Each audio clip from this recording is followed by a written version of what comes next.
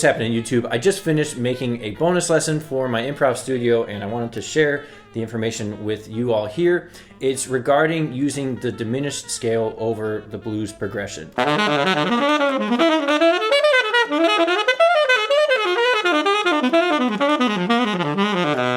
For me, this opened just a ton of doors and helped me realize a lot of great applications and direct applications for the diminished sound to a lot of different types of harmonies. So looking at a concert G145 blues or my A7 chord on the tenor sax, I'm going to be thinking of the half-whole diminished scale whenever I'm playing over a dominant chord. And that scale sounds like this.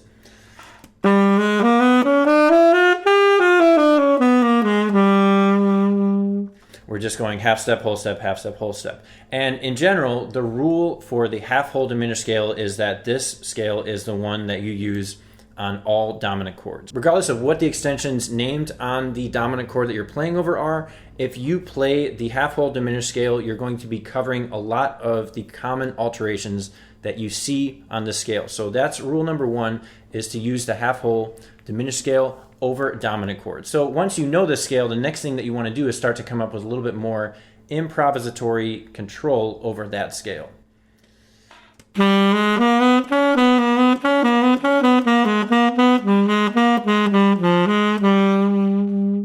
And when I'm practicing like this, the thing I always like to do is try to return to the root of the chord that I'm playing over, just so you can start to hear all the things that you're practicing and hear that specific sound in the context of the root of the chord. Next, looking at bar 5, we go to the 4 chord or D7 on tenor, and we're going to utilize that diminished half-whole scale over D7.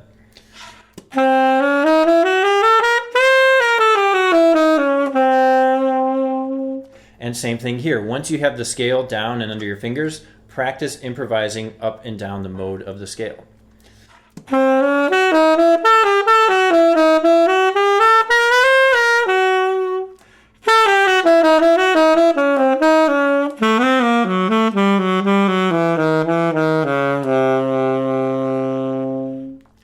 Once you get those two modes down, you've already played through 2 out of the 3 modes of limited transposition that occur within the diminished scale. That's where we play over the 5 chord of the 1-4-5 blues progression. That's going to be E7 on tenor, and I'm going to play the half-whole diminished scale for E7 there.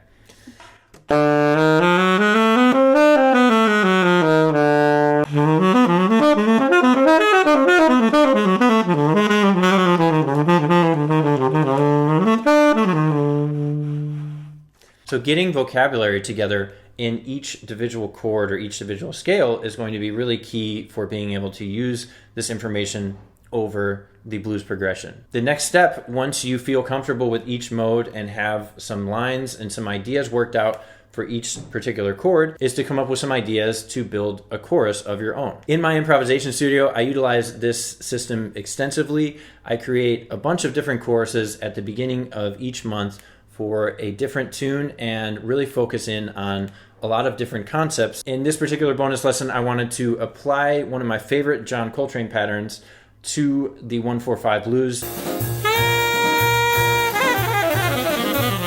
just as an experiment to see what it sounds like, but also just to try and figure out a way to use this pattern over the blues progression. So checking out this pattern, this is something that Coltrane plays at the end of Moment's Notice at just an outrageous speed. I've heard him use it in other places over the years, but specifically in that tune, the first time I heard that, it really kind of was an oh moment where I realized, like, this is a really cool sound and I got to figure out what that is. So checking out that pattern for the first 4 bars.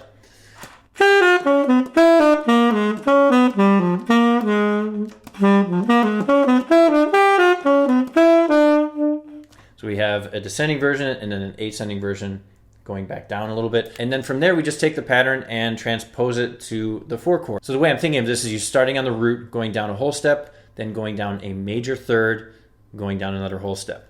And that's how you kick off the pattern. And then you can just keep moving that information down in minor thirds to get your sequential diminished pattern from that. So checking out bar 5.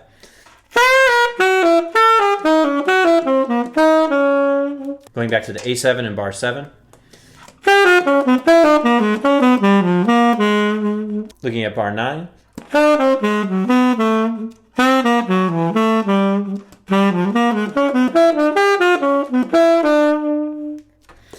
the key with any of these exercises, and I really encourage all my students to do this all the time, is to take this exercise and see if you can just read the chord changes while you're playing a specific concept or sequencing a specific idea. In the studio, we have backing tracks and all sorts of things to utilize using this information. So you can have examples that you're able to reference by listening to them and then seeing if you can figure them out on your instrument while looking at the chord progression. It's possibly the best way to learn improvisation outside of transcribing. Transcribing the masters is, of course, and will always be the best way to internalize jazz language.